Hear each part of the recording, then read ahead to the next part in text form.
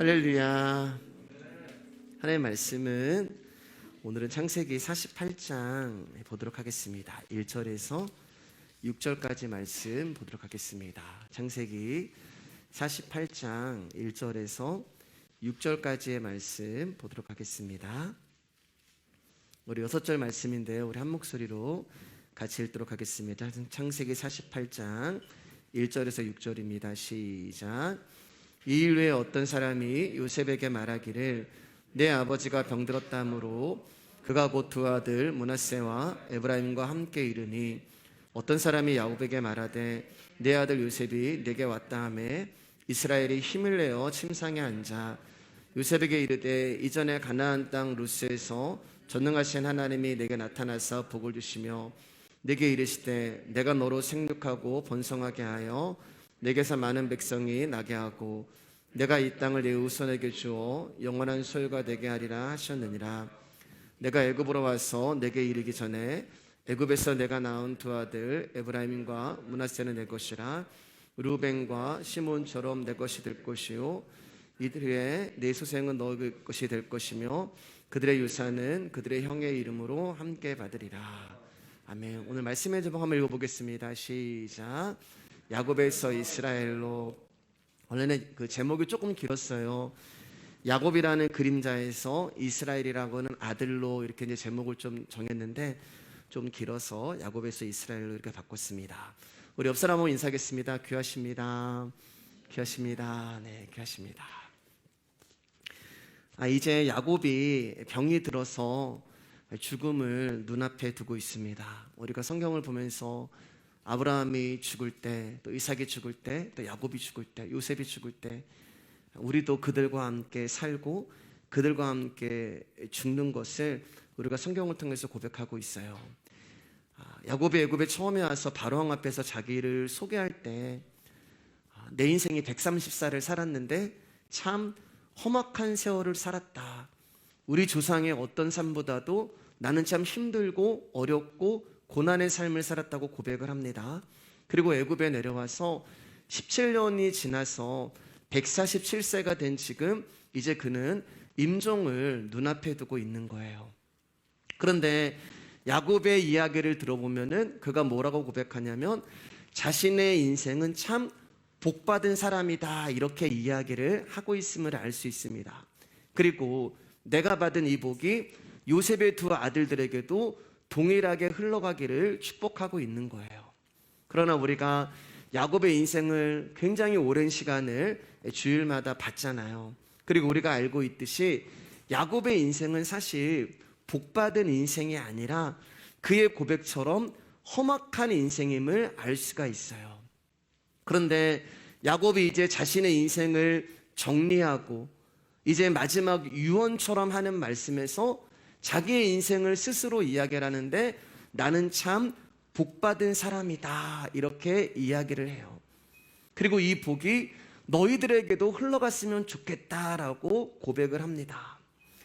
그럼 여러분 이 말은 무슨 뜻이 되는 거예요? 이제 죽음을 눈앞에 두고 있는 거예요. 이제 49장으로 넘어가면 야곱이 죽어요. 유언을 하고. 근데 죽음을 눈앞에 두고 있는 자가 이런 고백을 한다는 것은 그가 인생을 다 살아보고 나서 진정한 복이 무엇인지를 깨달았다는 의미가 되는 거예요. 진정한 복이라는 것은 자신의 야심과 욕망과 비전이 이루어지는 것이 아니라 하나님에 의해 환도뼈가 꺾이는 아픔을 경험한다 할지라도 지팡이가 되시는 하나님과 함께 동행하며 그의 이끄심에 순종하는 자로 지어져 가는 것이 진짜 복이라는 것을 야곱이 그의 인생의 마지막에서 알게 된 거예요. 그러니까 야곱이 정의하는 복이라는 것은 하나님의 백성이 하나님만 의지하여 하나님께만 순종하는 자로 완성이 되는 것이 진정한 복이라는 것을 야곱이 깨달은 것입니다. 우리 1절 2절 한번 다시 한번 볼게요. 시작. 이 일 후에 어떤 사람이 요셉에게 말하기를 내 아버지가 병들었다 하므로 그가 곧 두 아들 므낫세와 에브라임과 함께 이르니 어떤 사람이 야곱에게 말하되 내 아들 요셉이 내게 왔다 하매 이스라엘이 힘을 내어 침상에 앉아 여기 보면 이제 야곱이 병이 들었다라는 이야기를 어떤 사람이 요셉에게 이야기해요. 어떤 사람이 참 많이 나와요. 그런데 여러분 1절을 보면 뭔가가 급박한 것이 보이죠. 그것은 무슨 말이냐면은 야곱의 병이 지금 위중하다는 이야기가 됩니다. 그래서 요셉이 자기의 두 아들들을 데리고 아버지에게 축복을 받기 위해 급하게 찾아온 거예요. 2절을 보면은 요셉이 얼마나 지금 몸 상태가 안 좋은지를 나타내고 있는데 힘을 내요. 침상에 앉았다. 그러니까 야곱은 지금 침상에 일어설 수도 없을 정도로 심각하게 건강이 안 좋은 상태라는 거예요. 그런데 이 말씀을 히브리서에서는 이렇게 말합니다. 히브리서 11장 21절입니다. 시작. 믿음으로 야곱은 죽을 때에 요셉의 각 아들에게 축복하고 그 지팡이 머리에 의지하여 경배하였으며. 잘 보세요 여러분. 야곱이 죽을 때 이렇게 얘기해요. 야곱이 죽을 때 그에게 있는 힘이라는 것은 다 사라졌어요. 그래서 그는 침상에서 일어서지도 못하고 있단 말입니다. 그런데 그에게 이 말씀을 보면은 단 한 가지의 힘이 있는데 그게 뭐냐면은 지팡이 머리에 의지할 수 있는 힘이 그에게 남은 거예요. 그러니까 다른 것들은 다 사라졌어요. 나에게 있는 힘이라는 것은 다 사라지고 오직 야곱에게 남아있는 힘은 지팡이를 잡을 힘만 남은 거예요. 이 말을 다른 말로 표현하자면 지팡이만 잡을 수 있는 힘이 야곱에게 주어졌다는 뜻이 되는 것입니다. 야복강에서 하나님은 야곱이 그가 평생 동안 모았던 재정과 그의 가족들이라는 힘을 떠나게 하세요. 그것이 야곱이 세상에서 의지했던 힘이었단 말입니다. 그리고 마지막으로 자신의 존재의 힘을 환도뼈로 치심으로써 하나님은 완전히 야곱에게 다 가져가세요. 그리고 그에게 한 가지 힘만 그때 허락을 해주시는 거예요. 그때부터 하나님이 한 가지 힘을 허락하신 것이 지팡이를 잡을 수 있는 힘만 주시는 거예요. 창세기 32장 26절입니다. 시작. 그가 이르되 날이 세려하니 나로 가게 하라. 야곱이 이르되 당신이 내게 축복하지 아니하면 가게 하지 아니하겠나이다. 환도뼈가 부러진 야곱의 허리와 다리에 더 이상 힘이 들어가지 않습니다. 움직일 수도 없고 밤새 씨름을 해서 온몸에 힘이 하나도 없는 거예요. 그런데 하나님이 야곱에게 하나의 힘을 주셨는데 그의 손에만 힘을 주신 거예요. 그리고 그 손으로 자기랑 밤새 씨름을 한 그 존재를 붙드는 거예요. 복중에서부터 자기만 생각하는 욕심의 손이었고 하나님에까지도 이겨먹으려고 했던 손이었고 형과 아버지를 속인 손이었고 그리고 하나님의 계획을 자기 마음대로 바꿔버리려고 발꿈치를 잡았던 손이었는데 그의 손이 이제는 마지막으로 자기 앞에 있는 진짜 생명 되신 그분을 붙드는 손이 되는 거예요. 왜라고 그랬어요 여러분? 내 앞에 있는 이 존재를 붙들지 않으면 야곱은 자기가 살 수 있는 길이 없었기 때문에 그렇습니다. 야곱이 믿음이 있어서 붙든 게 아니에요. 야곱에게 어떤 확신이 있어서 붙든 것이 아니라 지금 내 앞에 있는 이 존재를 내가 붙들지 않으면 이분이 나를 떠나가면 나는 죽을 수밖에 없기 때문에 내 인생의 절대절명의 위기에서 야곱이 필사적으로 내 앞에 있는 존재를 붙든 거예요. 그 말은 하나님이 당신을 붙들게 하시기 위해서 야곱에게 있는 모든 힘을 가져가셨는데 그의 손에게만 힘을 주신 거예요. 여러분 언제 하나님을 만나셨어요? 모든 것이 완벽하고 모든 것이 성공하고 내 인생 가운데 이제는 내가 더 이상 올라갈 데가 없다. 모든 것이 건강하고 모든 것이 잘 되고 여러분 그때 하나님을 만나셨어요? 아니에요 여러분.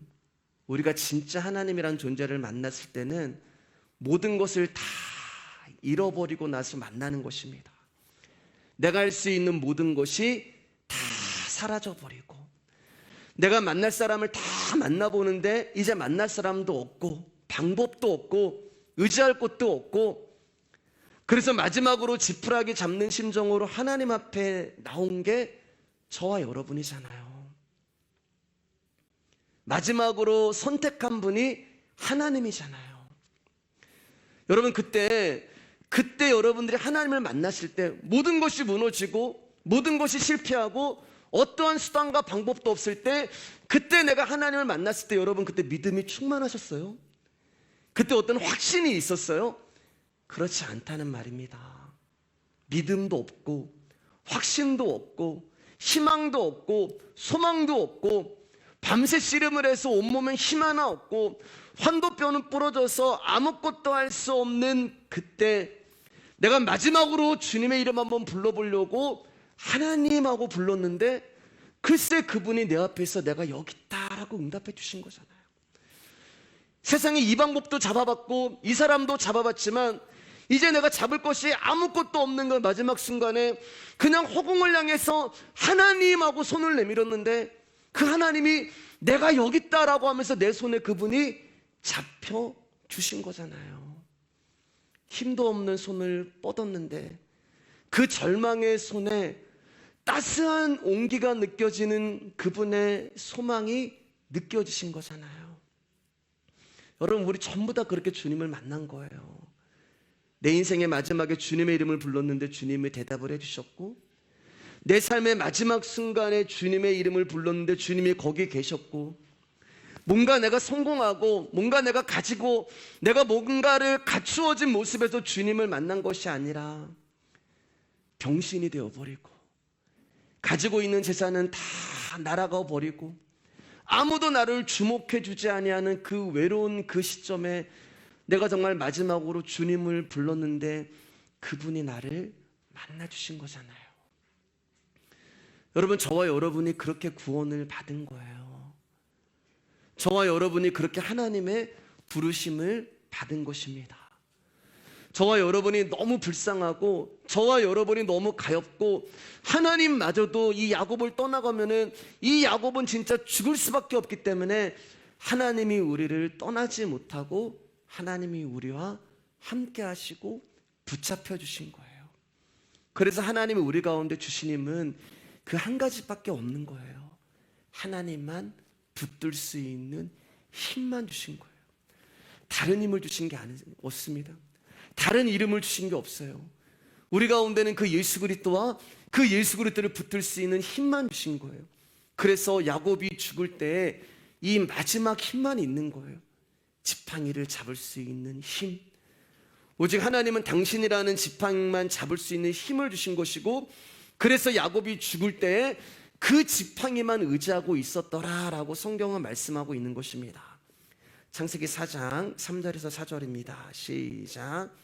세월이 지난 후에 가인은 땅의 소산으로 제물을 삼아 여호와께 드렸고, 아벨은 자기도 양의 첫 새끼와 그 기름으로 드렸더니 여호와께서 아벨과 그의 제물은 받으셨으나, 아벨이 몇 살인지 나와 있지 않아요. 그러나 중요한 것은 세월이 지났다는 거예요. 시간이 흐르고 인생이 흘렀다는 거예요.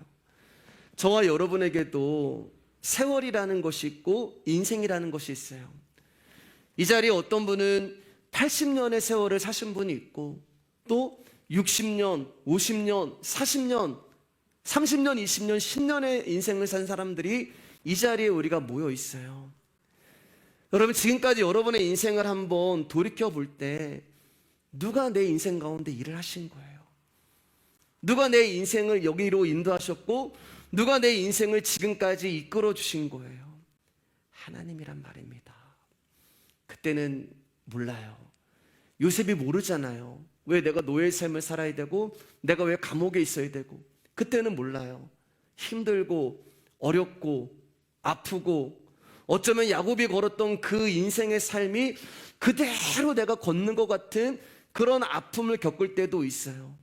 그런데 여러분, 지금은 어떤 고백을 우리가 드릴 수가 있어요? 하나님의 은혜로 제가 오늘 여기에 있습니다. 내 삶에 당연한 것 하나도 없었던 것은 모든 것이 은혜입니다 라고 고백을 할 수 있는 거예요. 내 인생을 돌아볼 때 하나님이 이렇게 나를 사랑하셨고, 하나님이 이렇게 나를 용서해 주셨고, 하나님이 이렇게 나를 불쌍히 여겨주셨고, 내 인생을 돌아볼 때 그때도 하나님이 나를 떠나지 않으셨고, 그때도 하나님이 나를 도와주셨고, 모든 것이 은혜구나. 우리의 세월 동안 나와 함께 하시고 동행하시고 위로해 주시고 사랑해 주시고 책임져 주시고, 그러니까 저와 여러분의 인생은요, 그분이 우리를 사랑하신 그 사랑의 이야기밖에 없는 거예요. 그러니까 우리가 세월이 지난 후에 나에게 남은 것은 나를 그렇게 사랑하시는 예수 그리스도의 생명만 남게 되는 것입니다. 그것을 아벨이 깨닫게 된 거예요. 인생 내내 아벨의 인생 가운데 하나님이 부어주신 사랑, 아벨의 인생 내내 하나님이 부어주신 은혜, 하나님이 부어주신 용서, 인생 내내 아벨은 하나님으로부터 그 사랑과 은혜만을 받았기 때문에 이제는 아벨이 하나님 앞에 내어놓을 수 있는 것, 가이사의 것은 가이사에게, 하나님의 것은 하나님에게, 그분으로부터 받은 은혜만 내가 내놓을 수 있단 말입니다. 그래서 세월이 지난 후에 아벨은 양의 첫 새끼와 그 기름으로 드렸더니 어린 양 되시는 예수 그리스도만을 드릴 수가 있었던 거예요. 이것을 야곱이 지금 깨달은 거예요. 인생의 마지막에 세월이 지나서 내가 정말 받은 복이라는 것은 그 어린 양 되시는 예수 그리스도밖에 없구나라는 것을 야곱이 깨닫게 된 것입니다. 우리 시편 105편 17절에서 19절입니다. 시작. 그가 한 사람을 앞서 보내셨으며 요셉이 종으로 팔렸도다. 그의 발은 착고를 차고 그의 몸은 쇠사슬에 매였으니 곧 여호와의 말씀이 응할 때까지라. 그의 말씀이 그를 단련하였도다. 우리가 요셉의 이야기를 보면서 이 말씀을 제가 기억하기로는 매주 보고 있는 것 같아요. 아브라함도 부르심을 받았을 때 복을 받았고, 야곱도 복중에 있을 때 축복을 받았고, 요셉도 꿈을 통하여서 복을 받았어요. 근데 여러분, 우리가 야곱도 받고 또 아브라함도 받고 요셉도 받지만 그들의 인생을 보면은 우리가 생각하는 복을 받는 장면은 거의 찾아볼 수가 없어요. 우리가 오랜 시간 동안 요셉에 대해서 들었으니까 한번 복중에서부터 축복을 받은 야곱의 삶을 한번 보도록 할게요. 야곱은 사기꾼 거짓말쟁이라는 이름 그대로 태어날 때부터 형의 발꿈치를 잡고 이 땅에 태어나요. 그리고 그 이름대로 하나님의 축복을 자기의 노력으로 따내야 하는 것으로 알았어요. 그래서 온갖 꾀와 지식을 동원해서 형을 속이고 아버지를 속여서 축복을 쟁취합니다. 그런데 그 축복의 결과가 어떻게 태어나냐면은 그가 하는 일마다 어긋나 버리는 거예요. 7년을 수일처럼 여기면서 일해서 얻은 아내를 보니까 라헬이 아니라 레아였고, 다시 라헬을 얻기 위해서 7년 동안 일을 하고, 두 부인은 아이들 낳기 경쟁에 하루도 시끄러운 날이 없이, 조용한 날이 없이 집안이 싸움이 일어나고, 14년에 또 20여 년의 세월을 타냥살이를 다 마치고 집으로 고향으로 돌아오는 길에 하루아침에 그가 모았던 재산과 가족들이 다 날아가 버리고, 야복강에서 환도뼈가 돼서 이제는 지팡이 하나만 짚고 살아야 되는 비참한 몰골로 그가 변해가고, 그 와중에 형과 에서와 형인 에서와 화해를 했지만 따로 나가다가 자기의 딸 디나가 강간을 당하고, 자기의 아들들은 살인자가 되고, 그래서 그것 때문에 어디 정착하지 못하고 여기저기 떠돌아 목축업을 하게 되고, 그 과정에 사랑하는 라헬이 죽고, 얼마 지나지 않아 자기가 사랑하는 요셉마저 짐승에게 잡혀 먹었다는 소식을 듣게 되고, 가장 사랑하는 아내와 아들을 잃은 슬픔으로 살아가는데 설상가상 그 땅에 흉년이 들어오고, 이제는 인생 노년에 좀 편안하게 지내야 되는데 먹고 살기 위해서 또 남의 나라 가서 구걸을 해야 되는 그 인생이 되고, 그렇게 그의 인생을 돌아보니까 이제는 허리가 휘어져서 아무 힘이 없는 노인의 130세의 모습이 된 거예요. 그래서 야곱이 자신의 인생을 험악한 인생이다 라고 말씀하고 있는 거예요. 근데 뭐라고 여러분? 그게 하나님이 허락하신 삶이라는 거예요. 그분의 말씀이 응할 때까지 하나님의 말씀이 야곱을 단련하시고 계셨다라고 성경은 말씀하고 있는 거예요. 그러니까 하나님의 말씀이 진짜 복이구나라는 것을 깨달아 알 때까지 하나님의 말씀은 저와 여러분의 인생을 팔리게 하고 발에 쇠사슬을 차이게 하고 노예로 살게 하고 수갑을 차게 하고 몸에 쇠사슬을 매어 감옥에 있는 것과 같은 고난과 환난을 당하시는 거예요. 그러니까 여러분 편안하게 살고 싶으면 말씀 듣지 않으시면 돼요. 여러분이 고생하고 고난받는 거 다 말씀을 듣기 때문에 그래요. 그러니까 나는 좀 내 맘대로 내가 원하는 대로 쉽게 살고 싶다, 편안하게 살고 싶다라고 생각하시면은 말씀 안 들으셔도 돼요.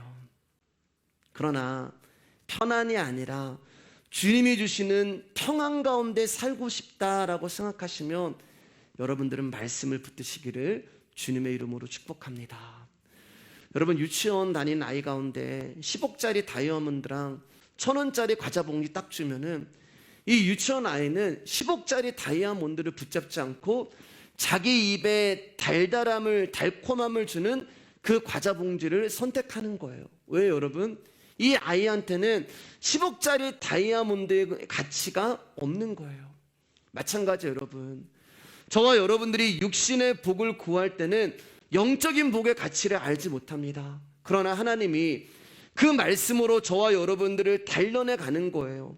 우리를 쇠사슬을 묶어서 내가 다른 것을 보지 못하도록 발에 착고를 채우고 나를 당신이 원하시는 곳으로 끌고 가는 거예요. 그러면서 점점 내가 육적으로 차지하려고 했던 그 복에 대해서 영적인 복을 알게 되는 거예요. 저는 이 과자의 달콤함이 좋았는데 이제는 하나님의 말씀이 꿀보다 달구나라는 것을 알게 되면서 점점 내가 하나님의 나라로 어렸을 때는 내가 스스로 띠띠우고 내가 원하는 곳으로 내 마음대로 갔는데 말씀이 응하는 자는 두 팔을 다 벌리고 말씀이 원하는 곳으로 끌림을 당하게 되는 것입니다. 그럼 언제 안다고요? 세월이 지난 후에 알게 되는 거예요. 나의 인생에 하나님이 나에게 정금이신 예수님만 남게 하시려고 말씀으로 내 인생을 이렇게 단련하시는구나 라는 것을 야곱이 임종을 눈앞에 두고 아벨이 세월이 지난 후에 알게 되는 거예요. 여러분 오늘 이 비밀이 우리가 읽는 본문에도 나와 있어요. 우리 7절 말씀 한번 볼게요. 시작. 내가 대하여는 내가 이전에 밧단에서 올 때 라헬이 나를 따르는 도중 가나안 땅에서 죽었는데 그곳은 에브라까지 길이 아직도 먼 곳이라 내가 거기서 그를 에브라길에 장사하였느니 에브라는 곳 베들레헴이라. 야곱이 사랑한 라헬이 야곱을 따르던 중에 죽었어요. 그런데 성경은 야곱이 죽은 곳을 에브라시라고 말씀하고 있습니다. 그런데 그 옆에 가로를 쳐놓고 친절하게도 뭐라고 설명하고 있냐면 에브라는 곳 베들레헴이다 라고 얘기해요. 베들레헴. 여러분 베들레헴이 어디예요? 떡집이 되죠. 빵집. 베들레헴에서 누가 태어나셨어요? 예수님이 태어나셨잖아요.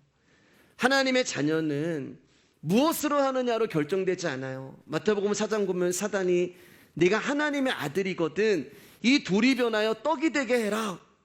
세상은요 여러분 하나님의 아들은 무엇을 하는 것으로 증명하기를 원해요. 그런데 성경은 하나님의 아들은 무엇을 하느냐고 결정된 것이 아니라 무엇을 먹느냐로 결정이 되는 거예요. 그래서 예수님이 베들레헴으로 오신 거예요. 떡집으로 오신 거예요.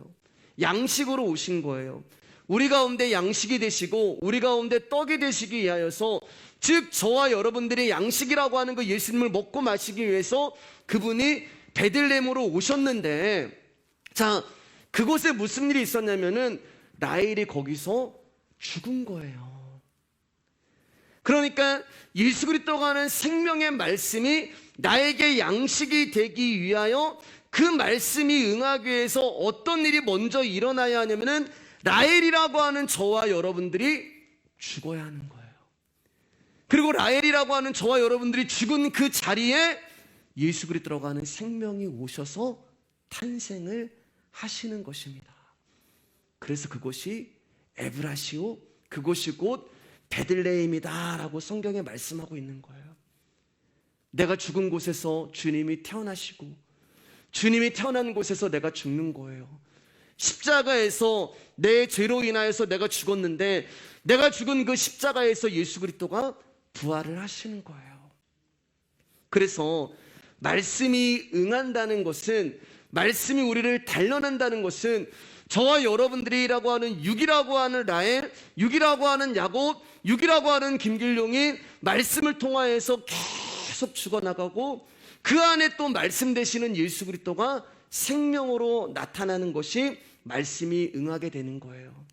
그래서 나의 가는 길을 나는 알지 못하지만 오직 그가 아시나니, 그가 나를 말씀으로 단련하신 후에는 내 안에 있는 정금이신 예수 그리스도만 나온다라는 것이 바로 복음이 되는 것입니다.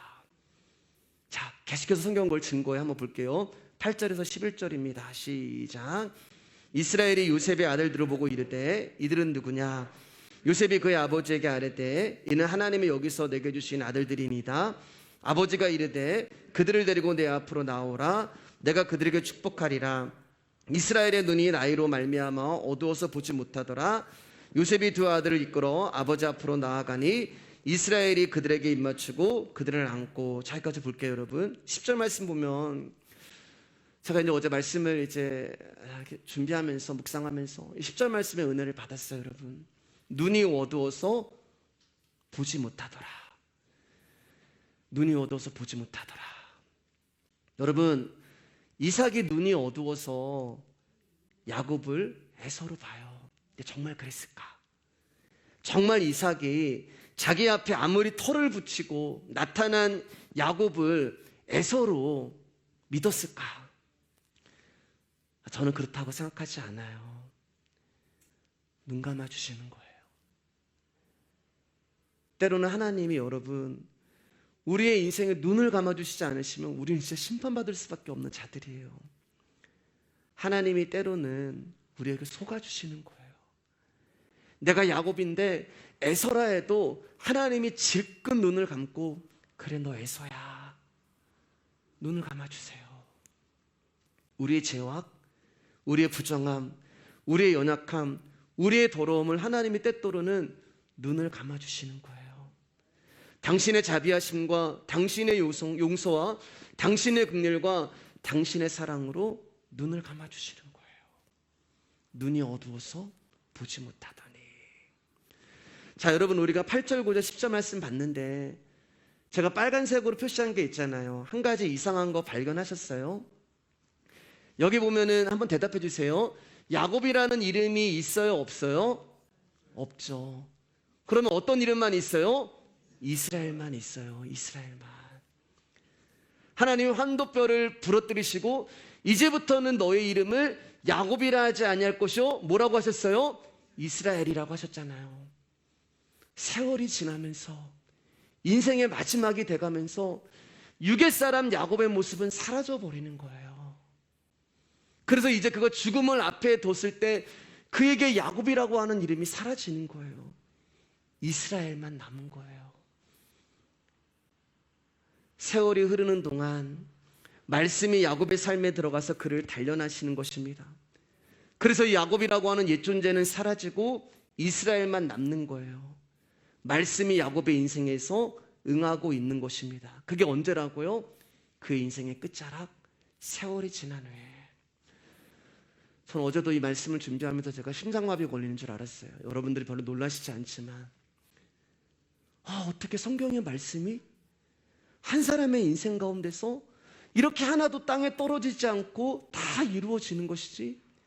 아벨에게 했던 그 말씀이 야곱에게 이루어지고, 요셉에게 했던 그 말씀이 야곱에게 이루어지고, 말씀이 야곱을 단련하시면서 육의 사람 야곱은 다 사라져버리고 이제 영의 사람 이스라엘만 남는 거예요. 하나님이 통치하신다, 하나님이 승리하신다는 뜻이 되잖아요. 자기의 목적, 자기의 생각, 자기의 계획, 자기의 욕망에 묶여있던 야곱을 하나님이 이제 자기라는 존재에서 해방을 시키고, 그리고 그를 통해 하나님이 하시는 일을 드러내시면서 이제 내가 너를 통치한다라는 것을 머리부터 발끝까지 하나님이 다 이루시는 거예요. 환도뼈가 끼어져서 지팡이에 의지한 절름거리는 승리자, 자신의 힘으로는 걸어갈 수도 없는 승리자. 이스라엘이 하나님이 승리하셨다는 말이거든요. 그의 뜻대로 되는 것이 없는 승리자, 패배자지만 진짜 승리자. 이것이 하나님이 야곱에게 일하시는 법칙이 되는 것입니다. 죽음을 통과한 생명, 절망을 통과한 해방, 패배를 통과한 승리, 이것이 야곱에서 이스라엘이 되는 거예요. 자, 이제 우리 이스라엘이 요셉의 두 아들을 축복하는 장면을 보면서 말씀을 조금씩 정리하겠습니다. 12절 13절이에요. 시작. 요셉이 아버지의 무릎 사이에서 두 아들을 물러나게 하고 땅에 엎드려 절하고 오른손으로는 에브라임을 이스라엘의 왼손을 향하게 하고 왼손으로는 므낫세를 이스라엘의 오른손을 향하게 하여 이끌어 그에게 가까이 나아가매. 이제 요셉에게는 두 아들이 있었어요. 장남의 이름은 므낫세시고 차남의 이름은 에브라임이었습니다. 그래서 요셉은 야곱의 오른손에 장남 므낫세를 세우고 야곱의 왼손에 차남 에브라임을 세웠죠. 그래서 아버지가 축복할 때는 손만 얻으면 오른손에는 장남, 왼손에는 차남이 복을 받을 수 있도록 야곱이 그렇게 한 거예요. 이 오른손이 축복의 손이 되는 거거든요. 그러니까 요셉도 지금 히브리 사고를 따라 장남인 므낫세가 마땅히 장자의 축복을 받아야 한다고 생각을 하고 있는 것입니다. 14절 말씀입니다. 시작.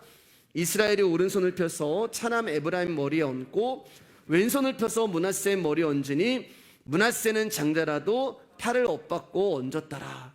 근데 야곱이 어떻게 축복을 하냐면 이렇게 축복을 하지 않고 이렇게 어긋나게 축복을 하는 거예요.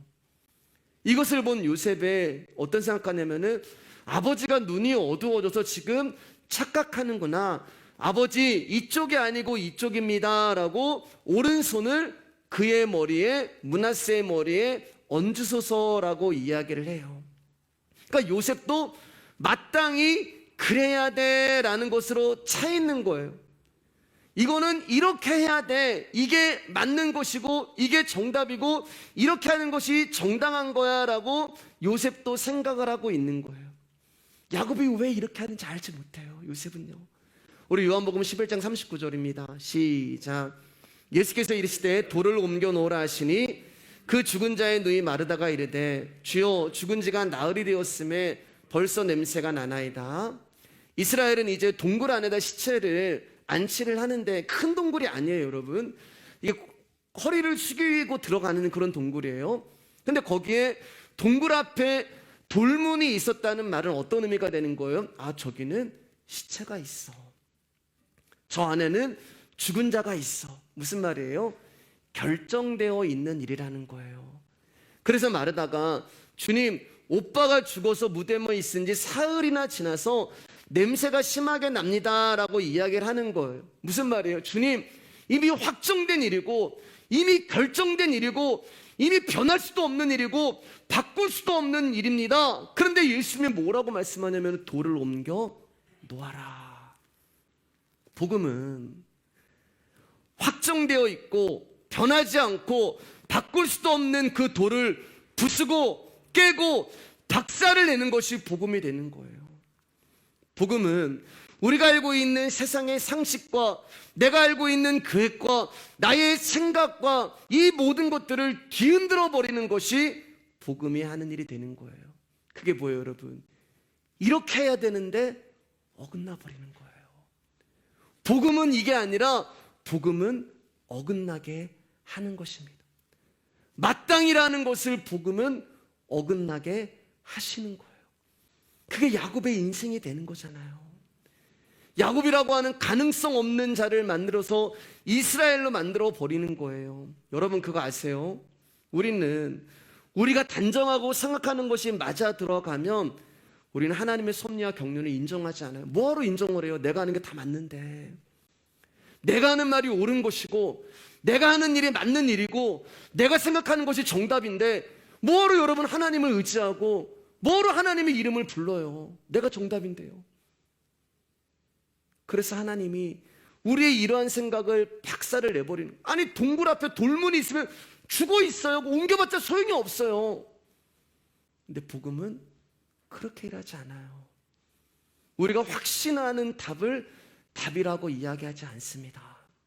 그래서 우리를 나사로야 나오노라라고 살리시기 전에 반드시 복음은 우리를 먼저 부수시고 깨시고 박살을 놓고 내가 맞다고 생각하는 그 답을 옮겨 놓아 버리는 거예요.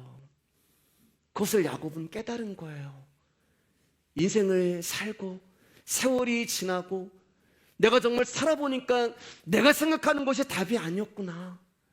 내가 이것이 옳다고 여겼는데 그게 옳은 게 아니었구나. 하나님이 하시는 일은 나와 반대로 일하시고 내 생각과 다르게 일하시는구나. 그래서 내 생각은, 하나님의 생각은 우리보다 깊고 넓고 크신 것입니다. 자, 이제 창세기 48장 19절입니다. 시작. 그의 아버지가 허락하지 아니하며 이르되 나도 안다 내 아들아, 나도 안다. 그러한 족속이 되며 그도 크게 되려니와 그의 아우가 그보다 큰 자가 되고 그의 자손이 여러 민족을 이루리라. 요셉아, 나도 안다. 나도 알아. 그런데 내가 실수하는 거 아니야. 나도 한때는 이것이 하나님의 복인 줄 알았어. 그리고 이렇게 해야 내가 그 복을 얻을 수 있다고 생각을 했어요. 그런데 요셉아, 내가 인생을 살아보니까 내가 세월이 다 지나고 이제 나에게 지팡이만 의지할 수 있는 이 마지막 이 순간이 와보니까 그게 아니다라는 것을 알려주시는 거예요. 야곱이 므낫세보다 에브라임을 더 사랑한 것도 아니고 에브라임이 축복을 받을 조건이나 자격이 있어서도 아니고 하나님의 복음이라는 것은 우리가 생각하는 대로 가는 것이 아니라 그분이 긍휼히 여기시고 그분이 불쌍히 여기시고 사랑할 자를 그분이 사랑하시고 미워할 자를 미워하시는 그 일방적인 방식 앞에서 나의 계획과 나의 수고와 나의 꾀는 아무것도 아니다라는 것을 지금 요셉에게 어긋나게 축복을 해주면서 알려주고 계시는 거예요. 수단과 방법을 가리지 않고 자신의 자격과 조건으로 축복을 받으려고 했던 야곱이 하나님이 일방적으로 간섭하시는 인생을 살아오면서 하나님의 복은 나의 노력과 조건과 자격이 아니라 그분의 권한에 의해서 일방적으로 주어지는 것이구나라는 것을 알게 된 거예요. 나를 장애인으로 만들면서까지, 나를 다리를 절뚝거리는 그런 절뚝박이로 만들면서까지 하나님은 당신의 섭리와 무슨 일이 있어도 당신의 언약을 이루시는 하나님의 그 방법을 야곱을 통하여서 깨닫게 하시는 거예요. 여러분, 이제 이 세상을 떠나서 하나님 나라로 가기 전에 야곱의 모습에서 그에게 어떤 인간적인 모습이 보이세요? 야곱이 그토록 성취하려고 했던 자기의 욕망이 보이세요? 그가 그토록 이루려고 했던 자기의 야망이 보이세요? 아닙니다. 그의 마지막은 하나님으로만 충만하고 하나님으로 다스리고 이제 진짜 이스라엘이 되는 거예요. 이스라엘이 된 거예요. 그래서 창세기 28장 15절 말씀 읽고 마칠게요. 시작. 내가 너와 함께 있어 내가 어디로 가든지 너를 지키며 너를 이끌어 이 땅으로 돌아오게 할지라 내가 내게 허락한 것을 다 이루기까지 너를 떠나지 아니하리라. 내가 내게 허락한 것을 다 이루기까지 너를 떠나지 아니하리라. 떠나는 존재는 야곱이라고 하는 유괴 사람이 떠나는 것이고 내가 내게 허락한 것을 다 이루기까지 떠나지 않으시는 분은 오직 영이 되신 이스라엘 하나님이 되시는 것입니다. 그분이 우리와 영원히 함께 하시는 것입니다. 오늘은 여기까지 하겠습니다.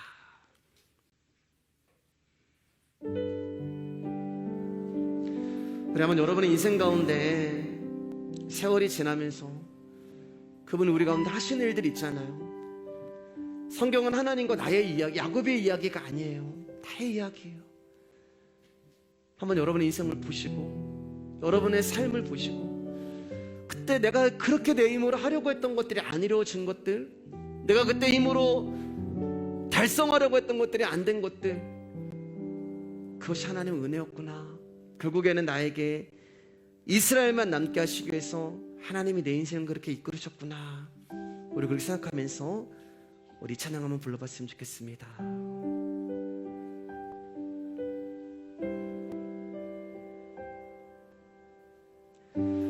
내가 알 수 있는 것은 오직 감사와 기도, 두 손을 높이 들고 주께 찬양하네. 내가 할 수 있는 것은, 내가 할 수 있는 것은 오직 감사와 기도, 두 손을 높이 들고 주께 찬양하네. 우리 다시 한번 우리의 인생의 끝자락에서 고백하십시다. 내가 알 수 있는 것은 오직 감사와 기도, 두 손을 높이 들고 주께 찬양. 우리 두 손을 좀 높이 들고 고백하겠습니까? 내가 할 수 있는 것은 오직 감사와 기도, 두 손을 높이 들고 주께 찬양.